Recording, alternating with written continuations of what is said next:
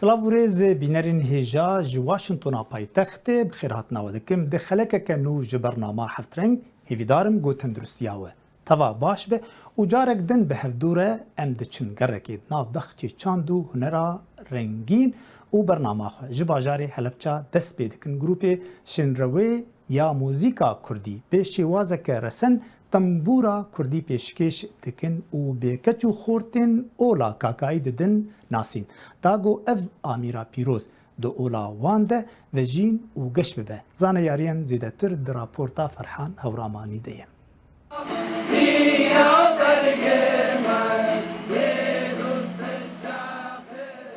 گروپی مۆسیقای شنروێی هاوارن.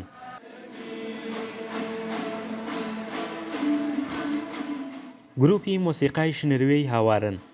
گروپێکن پێگاتوون لە ژمارەیەک لە کوڕان و کچانی کاکەیی کە پێگاتەیەکی ئاینی هەڵەبجەن سەرجەمیان ئامێری تەمبور دەژەنن و خۆیان دەڵێن پیرۆستترین ئامێری ئاینەکەمانە. ئێمە وەکو تەمورەژەنانی گروپی هاواری شنروێ ئێمە نیشتەجێی هەڵەبجەین هاوارین گروپەکەمان بەڕاستی بدەمێک یانی دەوری 2007 ئەو ناوە ئێمەم گروپەمان تەشکیل پێ کردووە بەڕام ئیتر چالاکی دەرەکیمانە بۆ هەمیشە لەگەڵ خۆمانە ئەو ئاواز و ئەو نەخبانەمان ژەنیوە. مونیرە خانمێکی کاکەیی و دەڵێ خۆم و هاوسەرەکەم و منداڵەکانیشم تەمبور دەژەنین تایبەتە بە ئاینی خۆمان زیکری پێدەکەین و مناجاتە عیرفانیەکانیشی پێ دەڵێینەوە. ئێمە هەفتانە ئاڕۆین بۆ تەمورە لەسەر دەستی مامۆساکانمان فێرەبین لەسەر دەستی مامۆسای بەڕێزم مامۆسا شەماڵ فێربووم شەماڵ هاواری یەکێکم لە ئەندامانی گروپی هاوار شنروێک کە خەریکی تەمبورەژەنم لە ماڵی خۆمانە و پیاوەکەشم هەر تەمورەژەنە کوڕەکەشم تەمورەژەنە و کچێکیشم هەیە ئەویش هەر تەمورەژەنە ئێمە هەمومان پێکەوە خێزانێکین تەمورەژەنی لە ماڵی خۆمانە. زۆرن لە کاکەیەکان دەڵێن دەنگی تەمبور و ژەنینی ئامێرەکە دەمانگەێنێتە لای یاران و لەگەڵیاندا دەگەینە حاڵ ئیحساس و هێورکردنەوەیەکی ڕۆحی لە ڕێگەیەوە وەردەگرین بۆیە بە بەردەوامی گوێی بۆ دەگرن. تەمور ئەو ئالەتە سحریە ڕۆحیەیە کە دەتوانێتن ڕۆحی من بەرە و یاربوون ببات بمخاتەوە یادی یاران. ئەو مەستیە ڕۆحیە دەتوانێت بە مرۆڤ بداتن کاتێک دەستی یار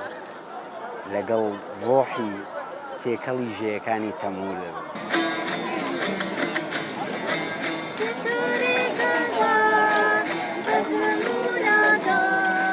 لە تیپی شنروێی هاواردا تەمەنەکان و ڕەگەزەکان گرنگ نین ئەوان هەمویان پێکەوە لە جەمخانەکاندا کۆ دەبنەوە و ڕایەنان دەکەن. جەمخانە خانوویەکە و لە شوێنی نیشتەجێبوونی خۆیاندایە کە تێیدا ڕاهێنان دەکەن. ئامێری تەمبور ئامێریکی ڕەسەنی یارستانیە ئەو زەرورە لەسەر هەموو یارستانیە کە شارەزایی لەم ئامێرە هەبێت و مڵکی ڕەسەنی یارستانیە بۆی ئەم ئامێرە هەنێک لە وڵاتانی دراوسێ بەنیازن ئەم ئامێرە بکەن بە ناوی خۆیانەوە و بە ڕەسمی لە جیهانە تۆماریکەن بە ناوی خۆیانە بەڵام مڵکی ئەوان نییە. ئامێری تەمبور یەکێکە لە ئامێرە ژێدارەکان و لە حەوت بەش پێک دێت لە ناو ماڵی زۆربەی کاکەیەکاندا هەیە. گروپی مۆسیقای شنروێی کاکەیی کە سەرجەمیان کاکەین بە بەرهەمەکانی تایبەت بە خۆیان و لە فستیڤاڵ و نەریتەکانی ئاینی یارساندا بەشداری دەکەن و لە ڕێگەی ئەو ئامێرەوە بەرهەمەکانی خۆیان پێشکەش دەکەن. فەرحان هەورامانی، دەنگی ئەمریکا، هەڵەبجە. بینرین هجا هنر و دیروک پرسکه سرکیه بو ناسکرنا دیروکا مروواهی گو پرانیا زانیارین دیروکیا کون ده ریکا هنری ده گشتیه دستیمه گلو رولا هنری ده پیناسینا دیروکی ده چیه و چاوا بویه جبو امرونیه بدن سر وی خالی هن خالی دن نها دکتور نیدال حاج درویش شون وارناس و دیروکناس جلاندون میوانی برنامه میم دکتور نیدال حاج درویش گلک سپاس بو بشتاری بوناتا برنامه زور سپاس بو وجی بو میوانداریا می و اسکر میوانی خو بو سلام بو تماشاوانی ور دکتور ام پی زانن تو دیروکناس شونوار ناسه لبلی تو خباتك دو مدرج لسر ام بيجن هنرا د دیروکا کونده بتایبتی لدورا موزبوت همیا جاجبر وی هاوی از دخوازم گو ام هنکی رونی بین سر رولا هنری جبو پیناسینا دیروکی تایبتی جی دیروکا کون اف دیروکا گو گلک تشت جی وندای بوی گلک تشت جی نهاتنه دستان گلک تشتین نویسکیتنه هنر رولا هنری چی جبو پیناسینا دیروکه که به تایبتی جبو ام بیجن دورا مزبوطامیا بله رولا هنری پر گرنگه تایبتی جبو سردمی پیش نویسینه یعنی ام بیجن چاخا بردینی پیش نویساندنه یعنی ام بیجن دما نویساندن د 3200 بری زاینه درکتیه سردما بری و نویساندن وان جمعتنش بو وی هاوی هنر رول کوی گرینگ هیش بو خوندنا دیروک و شهرستانیتا بری و سردمه امی بیجن چاخا بردینی کون چاخا بردینی نو یعنی بری گلینه سازی و دو گلینه سازی جی هناك يعني بيرو باوري خلكي ويسر دمي هناك يجمر رونيد كي يعني امي بيجن آينا ويسر دمي تايبت منديا هنرا ويسر دمي ام بهنري دريا هنري ام كارن هندك تايبت منديا سردما ديار بكن وام بيجن اف هنرا ودقر او سردما بودقر سردما شارستان او شارستانيت يا اف شارستانيا دني اسكار معناها هناك نمونه جي بودم وك نمونه اويني عنها البرشعبي و السردستي تشابي دوبي كرنج تلفخيريه سريك عنيه فتقرن حزاري حيشتو نه بيش زايني وأبا السردستي راستي جي أو جي بيكرك الغرفة هاديتن بيكركي نموني كيم جي هن دمتر برز تقريبا وكو هندبينن أو جي فتقروي سردمي تقريبا أفانا السردستي تشابي أو جندستي خداي سب بيسيري وأو التنشتوي جي يكي دجي بيكركي دجي هن أول سردستي تشابي وكو جنا روت أمي بيجن ودستي ويل سر سينغاوي او تایبتش بو امی بیجن الجمع بیجن خدا دایک یا دایکا مزن او بر پرسیار بر پیتاندنه ده او خصوبه فيرتيليتي و دبر جنس ده دبر خصوبته ده رولا کوئی گلکی گرنگ هبود کلتوری کرنده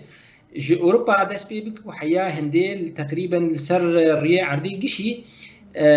پرستنا به خدانه هبو او پیکری دنیجی دمغینا مده او جی پیکری خاونده یعنی ملتی کم دیروکه ده گاوا پیکر درست کردنه بتایبت آین او دحدانه یعنی امی بیجن اول او دحدانه گی پیکر درست بکن پیکر خدان پاش یعنی بیتر پیکری خدان و بنور افسانه‌ای جبر رولک وانی گرینگ دجیانا واند هبو ومسائل السحر ما سحر جي رولا وان هبوكو ديار دي وك نمونه امي بيجن ويني سر شكفتي فرنسا واسبانيا وكمترين يعني كمترين نموني هنرين امي بيجن شيوكاري بتايبتي قوفت قرن 35 حساسال بري زايني لميسوبوتاميا ودفرامه هندكي نهتر الجمع يعني امي بيجن تقريبا چاخە بەردینی نو دەردکەوێ چاخە بەردینی ناوەڕاست ئەمێ بێژن شپازدە حیادە هەنێک پێکەری ئێژ حەریە ئێژ قۆر هەنێ ئەوژی ژنات ڕوتە ئەمێ بێژن خۆدا دایکێ بەری وێ خۆدان پرتە نەبوو ئەوێ بلکی خۆدای با و بارانێ بێ ئەوێ ئالی ڕاست دەستی خۆدایی سەر ئەندامێ سێکسی ئەوژی تایبەت بەلکی خۆدان بێ و خۆدای پیتاندنێ بێ و ینی ئەم نکارم بێژن چ خۆدانێ ji ber nivîsandin cem tinê lê em zanin ev rolek wî ev pêkera rolek wî gelkî giring hebû di bîr û baweriyê milletê kem de ev jî hinek pêkerî dinê ev jî li Bakurî Kurdistan hatine dîtin li şwênek jê dibêjin nîvarî çûrî vedgerin hezarê neh û heya hezarê heft berî zayînê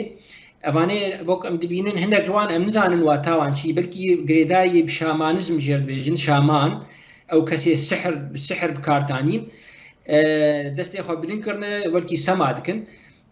ئەوێ دژی بارندەر سەر سەرێ دو مرۆڤانە بەلکی ئەم نزانن مرۆڤەکە دو مرۆڤن ji ber ئەو ڕێکۆنستراکشن چێبوویە دبنیدە ئەم دەبینن بەشای پێکەرێکی پەرچەی پێکەرێکی سەرێوی ئێ بالندەیە يعني بوونەوەرێکی ئەفسانەیە نە مرۆڤێ بەلکی ئەمێ بێژن خۆدایەکی بچووکە لێ ئەم نزانن چ ڕۆلاوی دوورد هەبوو هەندێک لڤژی ئەو وێنەیاژی گەبەکری تەپەیە لە باکووری کوردستانێ ئەوژی نێزیکی ئۆرفایی 12 کیلۆمترە دۆر 20 ئەمێ بێژن بینایی بازنەیی یە گرۆڤەر هاتن دیتن ناوان دە پێکەر هەنێ شێوازی حرفا پیتێ تی ئینگلیزیە ئەو سەری ینی وەک ئەوێ سەر دەستی چەپێ خویا دەبێ وەک سەرێ مرۆڤێ و سەرژی هەندێک دەستێ مرۆڤ لەسەر هەیە لێ چاو و پۆز و تشما تشتێوە لەسەر تنێ لەسەر ئەف پێکەرانە هانێ وەکو پێکەر وەک مرۆڤ عرض دەبێ مەبەستا من مرۆڤ ینی شێواز لێ ئەو خۆ نەمرۆڤێ خۆدانێ خۆدان عرض دەبێ و سەرژی وێنەی ئاژلانێ تایبەت وەکو بینن و پشکە مارێ گەلێک وێنەی دینێ هەنێ بەێ دکتۆر نیدال حەج دەروێش گەلێک سپاس بۆ ئەv زانیاریان خۆش گوتە ڕادستی مەکرد بە کورتایی بوو لێبەلێ گەلێک سپاس هێوی دکم گۆ ئەم کارên wisa bibînin di nav Kurda de bi taybetî jî ew hunera veşartî hunera Kurdî heger em nav lê bikin derkeve bi awayekî baş û bigê destê nifşên nû da gokaribin Sûdakê jê bigirin û ya dinê jî wekta got ew tiştên şaş li ser dîroka Kurda bên rahiştin û tiştên rast li şûnawê bên cî bigirin û bela min naxelkê de carek dinê gelek spas. سپاس زۆر سپاس مامۆستا لوقمان گوتە ئەسکرم میوانەیە بەرنامەخوا و سەرکەفتن ژوەڕێ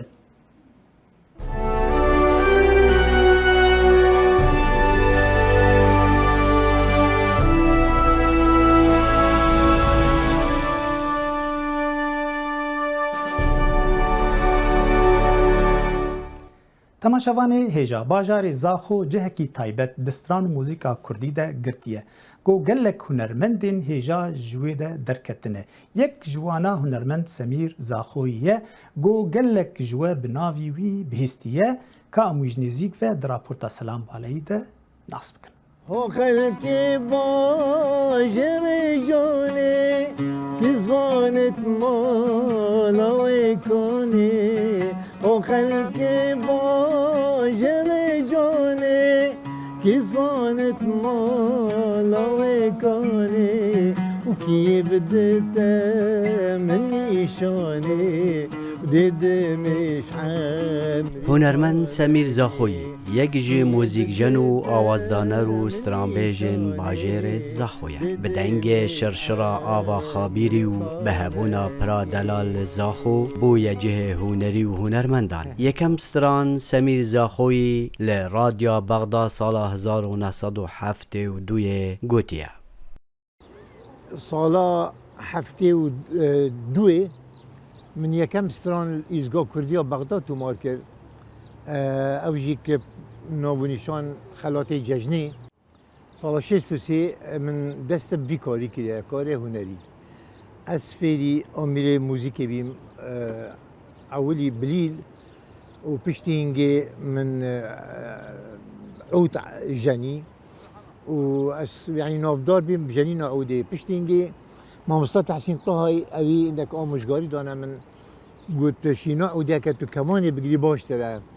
چند جاره که تو سمیر زاخوی لآهنگه که یان جواته که بینی ده یکم جار تا گل سترانه که بید بناوه شب کو گلک حجوه استرانه دکت شب قدر جو بهك لبهاري دستت من بين مهبانت دستت ياري ودستانا بين دست فكر جي خمش نيكاني كر هر وصاي نقطك جرينكتريا هي ام نيزيكي جزيرة بوتاني جزيرة بوتا دولمنده بستراني وبستران بيجا قالك شوان جزيرة وقتی دما هاتنا بگاستن بو عراق بو رقمه الزاخو آکن جیبین نکیمی 6-7 ساله الفيري آکن جیبین مينا حسن الجزيري محمد عارف الجزيري سعيد آغاي الجزيري مريم خان نسرين شيروان وقالك دي احتمال عندك نوفل بيرامنينن اوان كسا گنجینه که مازن جزیره بوتا بگاز بو رخیمه هنرمند نمر تحسین طه 10 سالان لزاخو درباس کریه و یک جمع مستای هنری بو سمیر زاخوی بو دیسان سمیر زاخوی ماموستا و آوازدانر هر دو هنرمند نمر اردوان زاخوی و ایاز زاخوی بو ماموستا تحسین طه هر وصا اردوان هر وصا ایاز افرسی که تنی یه سلمان دینکو بینه ستيت عثماني هنري دا نخواست ما ماموستای مازن تحسین طه ایک شوان کسای ابیس پرورده کریم و سرریکه که باقش سلام بالایی دنگ امریکا دوهاک لی باجار آمده هنرمند و روزنامه‌وان فرات ممد اغلو ji 22 سالان و لسر وشانا آمد رادیو دخبته گوستران و نوچیان به زاراوین کردی پیشکش دکه و جهکی تایبت دناو باجیر ده گرتیه خدیجه فارقین دوی راپورتا خود خست گو بشکی جخباتا وی بمره باروک کرمانجی کرداسی سورانی به سه زاراوین کردی رادیو آمد به موزیک هلبجارتی بوارایه آمد رادیو تیوی لنافچه کایب نرا باجر دیار بکری و شانیدکه لسر پیلا اف ام و شانا کردی دکه پشتی گرتنا گلک تزگهین کرد دما روش آورته ده حتی جیتی بالاهی یکشی دادگره فرات ممت اغلو ریوبر او دامزرینر رادیو یکو 22 سال بره و رادیو وکریه از ریوبرین آمد رادیو تیوی ما ده هزاری دام دامزران بو مخابن ویدمی آستنگیه که چی بو دستلاتاریش دست منسان پشت 8 ساله دوباره که دست منو اف 4 سال داویه جکو آمد رادیو تیوی ده دست مدایه از خدمتا گل خود کم به موزیک به هنر به نوچه به برنامه از دغازم کو هم هنر گلی خو نتنه یا خو یا هنر گلی خو به راه گشتی را پار بکم زحمته چونکه هم خیران آبوری هم خیران ین تندرستی و روشن کرونا مروا آستنگ که قلس که لی از خو باورم به هوی خوشی از باورم هر چقا بوستم ماندو ببم آستنگ جبم از بر خودم از اون رهوال خو رادیو آمد به موزیک هلبجارتی بوارایه فرات ممدولو نتنه روزنامه گره اول باجر به هنرمندی خوشی تناس کرن دو آلبوموی موزیک جی هنه دمک رج لستانبول جیای و دوار سینمای داجی د فیلمان داجی لیستکوانی کریه د سال 2000 داجی بره خو کریه باجر خواه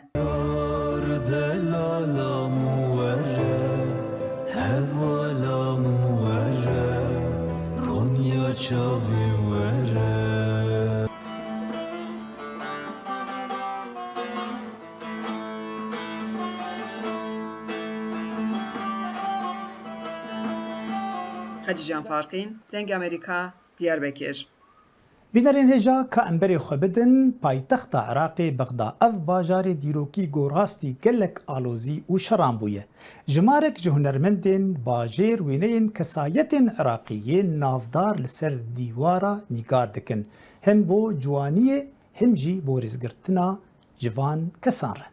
هنرمندا عێراقی وجدان ئەلمەجید وێنەیە هەلبەستوانێکی ناودار یê عێراقی لەسەر دیوارێکی چێدگە. ئەو دەبێژێت و کارێ wê ji bo xemilandina Bexdayê hem jî zêdekirina zaniyariyên xelkê li ser kesayetiyên Iraqî. Em hindek cihat xemlînîn lê ev ji projeyên berî nûke cuda ne. Berî wan terkîz li ser cihên siruştî dikirin. Mîna zîran dîmenên ku xelkê pitir dibînin lê ev proje cuda ye û ev kesatiyên ku bandorê li ser civakê dikin. Neqşên li ser van dîwaran bi rengên xwe yên germ û geş wêneyên hunermend û helbestvanan derdixin. Berê me pêşangeh çêdikirin û bandor li ser xwendkara û hunermendên mezin dikir. Lê nûke em dikarîn bandorê li ser her kesekê bikîn bi giştî civakê û bi taybetî kesayetiyên navdar ku bandora her mezin hebîn. Hindek ji wan hatîne piştguhê xistin û hindek ji wan xelkê her nas nakin ji ber vê êkê dipirsin ka ev kî ne. Hin kesayetiyên li ser van dîwaran xelkê nas nedikirin. Lê tabloyên wê mereq ji bo xelkê çêkir û roj bi roj mereqa wan zêdetir bûye. Da bizanin ev kî ne? Ev tablo gelkî giring in. Ew rengekî taybet û ciwaniyek taybet didin cadên Bexdayê û gelek hunermend û nivîskar û kesayetiyan bi me didin naskirin ku heta radeyek di nav civakê de nenaskirîne. Em kêfxweşin bi dîtina van tabloyan. Wicdan dibêjit di çarçobeya destpêşxeriya şaredarê Bexdayê ji bo ciwankirina bajarî heta niha wê 15 portre li ser dîwarên Bexda kêşayîne û her yek ji wan 4 rojan vekêşayiye heta xilas kirin.